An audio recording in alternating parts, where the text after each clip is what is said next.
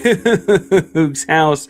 Houston holds on for what was nearly a wire-to-wire win over Arkansas, 94-85, and the explosion of the offense leads the headlines.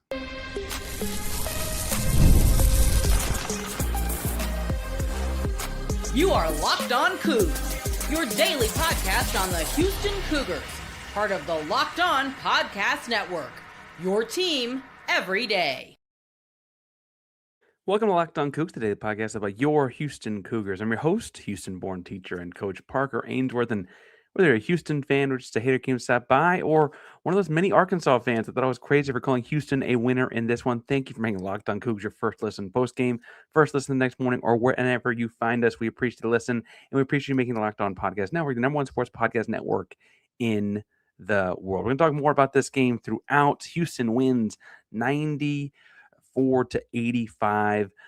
Big victory for Houston over number 14, Arkansas. I want to talk about the offense explosion first, some nightcappy kind of getting people pats on the back, and then talk about the kind of statement Houston's making thus far. Today's show is brought to you by our buddies over at FanDuel. We'll get more on that fun later. Offense. How awesome is it to have a team that is able to put out that kind of a performance on offense? Arkansas is not some slouch of a team defensively. Look, full disclosure, I was predicting this game to be like 76-70, I think was my prediction. The pace meant that was going to be really bad shooting, frankly, to get there. If you'd have told me the winning team had 94, I would have assumed Houston lost this game. That is very much Arkansas's world. And Houston met Arkansas at that pace and just beat them at it. Now, Houston shot the ball extremely well, 44% from behind the arc, I believe is their high in a game this season. It's definitely their high against a Power 4 opponent, I should point out. 11-25 from behind the arc. But the story of the second half was they just fell into their backcourt and said, all right, Kingston, Emanuel, bring us home. Kingston finished with, make sure I got this right. Kingston finished with 21 points. Emanuel finished with 22 points, but Kingston had 16 in the second half. Kingston had 12 in the second half. I got my numbers backwards. Kingston had 12 in the second half, and Sharp had 16 in the second half. Really, really dynamic backcourt. Sharp, frankly, missed part of the first half with he got an elbow to the eye, and at first I was like, oh, crap, did he get a concussion, temple area? No, he came back out in the second half, ready to go. He did his normal. You got to sit out 20 minutes of real time and then get tested on that kind of stuff, typically on a head injury. And he was ready to roll. Really, really impressed by the way Kingston controlled the pace of this game. That dude is so mature and so smart. But there were moments in the second half of this game where he went slow to fast in a way where he went from first to fourth gear. It looks like a pro already. It looks like a guy that is ready to play in the NBA, the way he goes from first to fourth gear. And look, their point guard, Darius Acuff Jr., is also a lottery pick, also a pro, also a freshman. He had 27 points in 39 minutes. And at one point in the late first half, it felt like he was going to will them into the basketball game. Houston held on to a double-digit lead for most of the game. I guess it finally finished at 9, so just under that. But it looked like at one point in the first half, like Darius Acuff was going to be like, get on my back, guys. I'm going to come back and win this thing. And he's really, really good.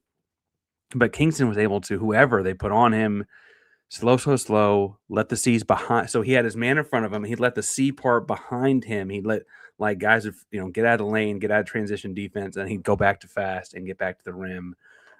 Kingston's just so good, man. So good at the rim. So good at getting there. They highlighted the up and under move he had that was like straight out of an old mixtape kind of thing.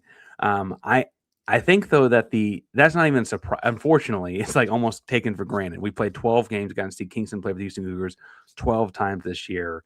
That feels like old hat. Emanuel's grown up a lot, and Emanuel has never been a bad scorer. At his earliest part of his career in Houston, he was a catch and shoot sharp shooter, right? That was the thing.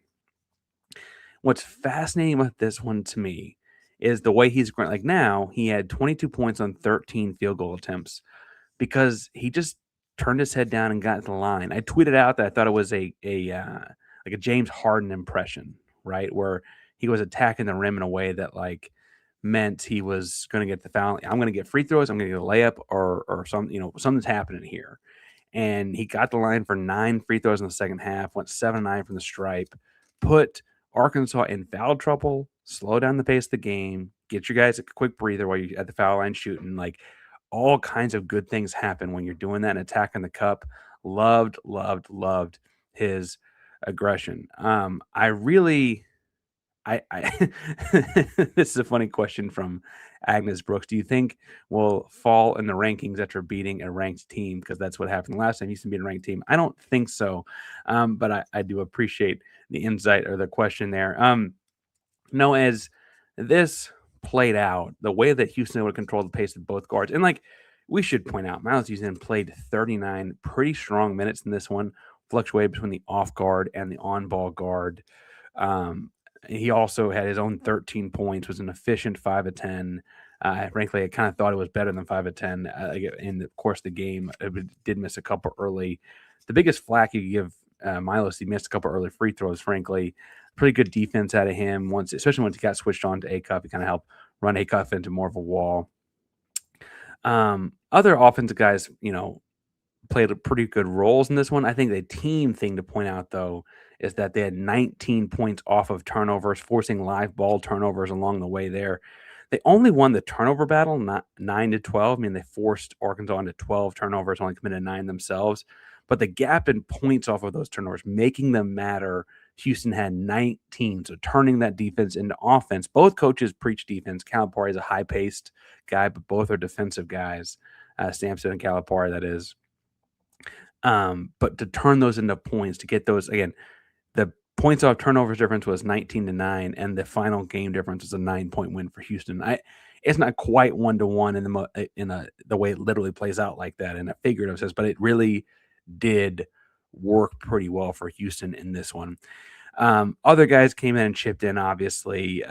You had Isaiah Harwell coming in, hit a couple big threes. Chase McCarty hit one from the corner in his limited action.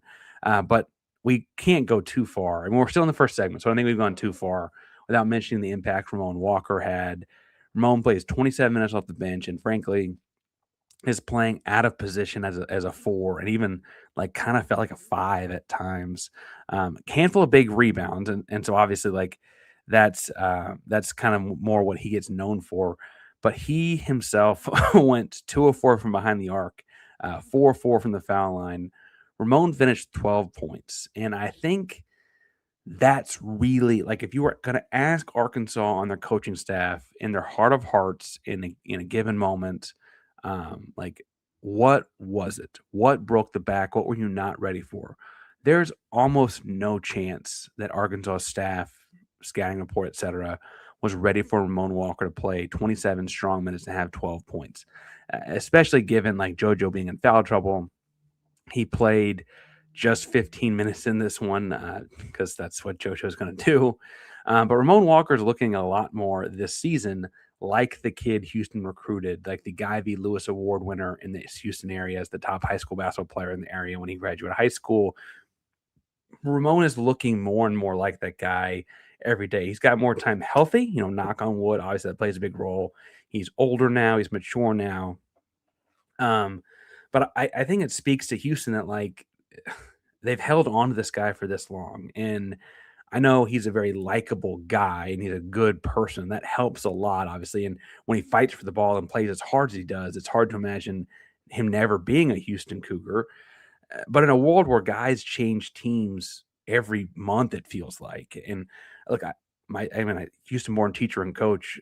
There was a major high school prospect in the state of Texas that changed basketball teams within the same. Like he was started this season playing for one public school and is now at a prep school. Like he changed mid-season. Ramon could have left for a bigger role at a smaller place at any point. He wanted to stick with Houston. Houston wanted to stick with him. And that last part, Houston wanted to stick with him, I think is important because now they're getting the fruits of that labor. If you ask guys around the program, Ramon Walker is the kind of guy that is going through multiple shirts of sweat and just pre-practice shooting drills. He is working his tail off to be a better basketball player all the time, pushing his body to limits. Probably one of the reasons he's been hurt in the past. And now you're seeing that pay off. And awesome to see him have that role on that stage because it's a top 15 matchup. Big deal for Ramon. Yes, Kingston and Emanuel sealed the deal. They're the straws that stir the drink, so to speak. But the backbreaker for Arkansas had to be what Ramon Walker did. Love the impact that guy had. I want to get some questions from our Everydayer Club and some nightcaps in the second segment. I want to also talk some about what this game means in just a minute. Before we get too far, though, today's show is brought to you by our buddies over at Wayfair, because it is officially the holidays. And I mean, we're in the 20s of December, which is kind of crazy to think about these days, frankly. And as we're getting closer to people coming over and enjoying time together, you want to make sure that your home is ready for all things holiday. Wayfair has you covered. You need quick room refresh, new bedding, final seasonal touches. Wayfair makes it easy to get what you need fast. Wayfair is truly your one-stop shop for everything home, decor, furniture, kitchen essentials, gifts for every style and every budget, delivered quickly and easily. Get last-minute hosting essentials, gifts for all your loved ones, and decor to celebrate the holidays for way less. Head to wayfair.com right now to shop all things home. It's Wayfair, WAYFAIR.com. Every style and every home.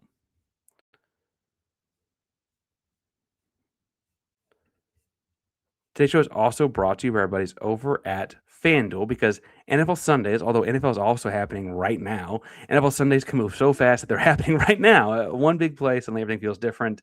And that's what makes betting, live betting with FanDuel so exciting. You're not just watching a game, you're reacting to it in real time with FanDuel. You can place bets as the action unfolds. Every drive, momentum swing, every highlight moment, everything is quicker and easier and more exciting with FanDuel. So if you want to get in on the action, get right in the middle of the action this season, visit FanDuel.com, place your live NFL bets all season long with FanDuel. The game was fast, and so can you.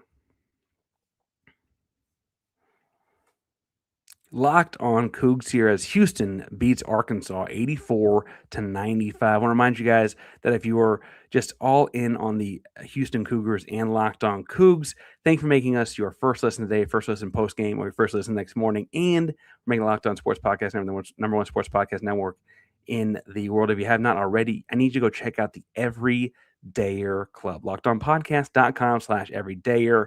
Listen, ad-free audio to Locked On Cougs, compatible with Apple Podcasts, Spotify, every major podcasting app. You can get into the all-access Discord server. You can get into the group chats. We'll talk about the subtexting to text me back and forth in a second, but that is also through the all-access level of Everydayer Club. We got film breakdowns going out to guys in that as well. So make sure you sign up for lockedoncougs.supercast.com. Tap the link in the show notes as well if you want to get into it. Find your team right here, Locked on Cougs, each and every day for the everydayer that you are. And I've loved this aspect as Locked On has stepped this up for people, and I'm honored that Locked On Cougs, one of the shows I wanted to do it for. But we got some questions from people from the subtext, from the text threads available through the Everydayer Club. So I want to answer some of their questions in the second segment, pass out some nightcaps as well. One question I got was, when will Chase get more minutes from the Everydayers Club? And I got to be honest, I almost thought he should have got more minutes tonight. Now, Houston won and was leading most of this game. But when the foul trouble started mounting and Sinak and Tugler were both in foul trouble at the start of the second half, and frankly, they were also in foul trouble in the first half, and I was like, okay, you got Ramon in. I was wondering if you had a 5-out lineup with both Ramon and Chase as a small ball 4 and 5, how effective you would be with how well Ramon's shooting the ball, get Chase in the opposite corner, etc. Ultimately, I think Chase is kind of in a tough spot where he's kind of a backcourt player and one of the best backcourts in America, like just full stop. Kingston, you got Emanuel, you got Milos, you bring in Mercy's playing well off the bench, but he barely even got in the game today. Isaiah was a blue chip caliber recruit who's getting healthier by the week. You're kind of figuring out what that's going to look like. And Chase is also learning to play a new position and playing a small ball 4 and doing some of those kinds of things. He came in early in this one, or he came in late in this one, and early in his time in, I should say, he had a turnover. It was a bad turnover. It was a dumb turnover. It was not a good turnover. And you saw Ramon Walker go to the table And I was like, oh, they're already pulling Chase. He just got in the game. The very next possession, Chase hits a three, and Ramon Walker goes and sits down. So I feel comfortable saying that's what the sub was going to be. But also, I feel like what that tells us about the way Sampson is coaching Chase is he wants him to be the turnover-free kind of guard. They can't have those dumb kind of plays, even when he is the small ball four. And especially in December, when Sampson is playing with rotations like that and pulling guys quickly, and those are coaching things that they've harped on with him in film, in practice, in everything, that if you make that mistake instantly, you're out the game. And we saw that, frankly, with as high-profile guys like as Jarris Walker, back when Jarris came through as a five-star, a one-and-done, top 10 pick in the NBA draft. When he fouled a three-point shooter, he was going to be on bench. That was just how it was going to happen. And, closing out shooters with the appropriate aggression, but also under control, like that was a big coaching point for him and helps his perimeter defense and made him a top 10 pick. Chase is getting coaching. Like, I'm not saying Chase is Jarris and Jarris is Chase, but it's the same kind of thing, right? Where a guy can make a small mistake to us, but it's something they've clearly focused on with him. Now, when he fixes that, we'll see. Other question on those kind of things I saw here was in the subtext, the group texting via All Access for the Everydayer Club is when that was when we'll Chase get more minutes. Is how many? What do we do about JoJo? Too many fouls. I wish it were just 2 fouls, like the number there was, but too many fouls. And Houston survived this one. Frankly, Houston gave up a lot of points on the inside to that Malik Ewan guy in this one that they probably didn't need to had JoJo been in there. And for what it's worth, in the 15 minutes JoJo played, he played really well. He just committed too many fouls. I'm worried about that one. And I'm worried about that one because in some ways, once you're a junior, you start to say, okay, you got a lot of time on task. You earned a starting spot last year. If we haven't figured it out now, like we really just need to start coaching around it because you can't not play JoJo. He is Defensive Player of the Year caliber defense when he's on the floor. But you can't have 4 fouls in 15 minutes, man. You just can't do it. And for what it's worth, he also had 8 points in 15 minutes. His offense is looking pretty crisp for a guy who missed so much time over the summer with the injury. And I think if you ask the staff, they'd probably also attribute some of that like slow rotation leads to a foul kind of stuff to also coming back from the injury. But we really, like, I think we got to start working with, like, how do we work around this? How do we manipulate the matchups where they don't put JoJo in such a bind? How do we get him close to the rim to defend it without putting him in spots to have contact fouls on drivers and stuff like that? It's tough. He's got to be cleaner. And of his 4 fouls, I think, like, truthfully, I don't want him to have a 0 foul game. I don't think that's who JoJo Tugler is when he's at his best. But I still, 1 or 2 of those, like, those are just dumb reaches, dumb hacks, dumb swats, like live to play another day kind of moments. And I think that's ultimately where I fall on that one. Now, last from the subtext, I typically do nightcaps after games. I give like a nightcap, tip the cap, nightcap, whatever you want to do for someone who had a big game. And I already gave this guy his flowers, but nightcap from the chat was very much Ramon Walker. The subtext, the Locked On Coogs Everyday All Access Club texting really, really, really wanted to make sure Ramon got his flowers. He's a fan favorite for so many. I mean, freshman year, Diamond Floor, saving the ball against Wichita State, obviously a big deal, but he's just such an easy guy to root for. Shadow Creek High School and Houston area and all the things aside, he plays so freaking hard. And it's, I pulled up his stats to make sure I wasn't wrong on this. His career points per game is less than 3, and he had 12 tonight against a top 15 team in America on national CBS television in Newark, New Jersey. The game, like the whole thing was supposed to be somewhere else, all that kind of stuff. Obvious tip the cap to him. A tip the cap that I think will throw people off, I'm also going to throw out here, is Ced Lott. Now, Ced played just 9 minutes. He also had 4 fouls. One was a kind of that reviewed it for 1,000 hours. It felt like where his elbow to the head, trying to fight for rebound and all that. I think we need to also understand that, like, Ced is very much still a work in progress guy learning high level college basketball. He is a junior, and yes, he is 6'10", 265. And we just talked about JoJo, like you are what you are at some point or whatever, right? But he makes mistakes, sure. Where Said is now versus where Said was when he showed up when we first saw him in the game, he is such a more fluid, he knows where he is on the floor, better basketball player. I'm not sure that he has had a game better than his freshman year playing. We had to cover Hunter Dickinson. I don't mean that necessarily. It still might be his best performance, but he's just in the right spot so much more of the game now than he used to be. He's made big leaps. He still just has that much farther to go, right? And I think that really speaks to the development staff when working with him is how far he's come.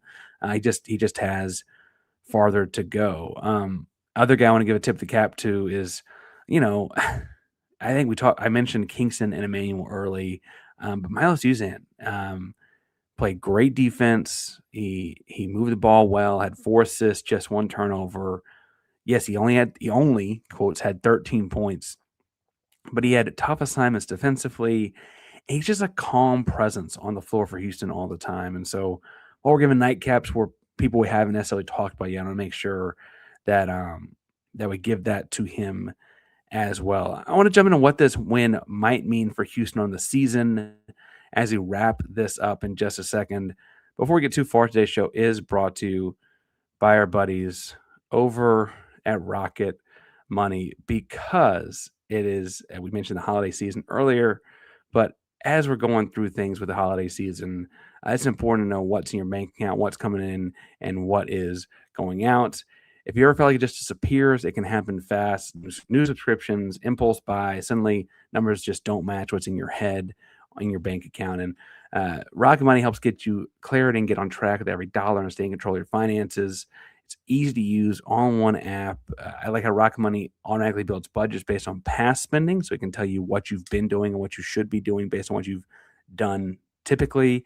It has all kinds of ways you can set goals and kind of keep things up in the app. So take control of finances and cancel your unwanted subscriptions with Rocket Money. Go to rocketmoney.com/locked-on today. That's rocketmoney.com/locked-on. rocketmoney.com/locked-on.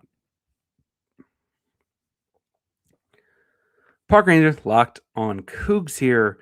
And the Houston Cougars win over a top 15 ranked Arkansas, I guess 14th overall Arkansas, officially going 11-1 thus far. Middle Tennessee, I don't mean to say that the game didn't happen. We got a Middle Tennessee game on the 29th, and that will wrap up non-conference play. Now, Houston will be a bajillion point favorite, I imagine, against Middle Tennessee, and once a tune-up game before getting back with Cincinnati afterwards.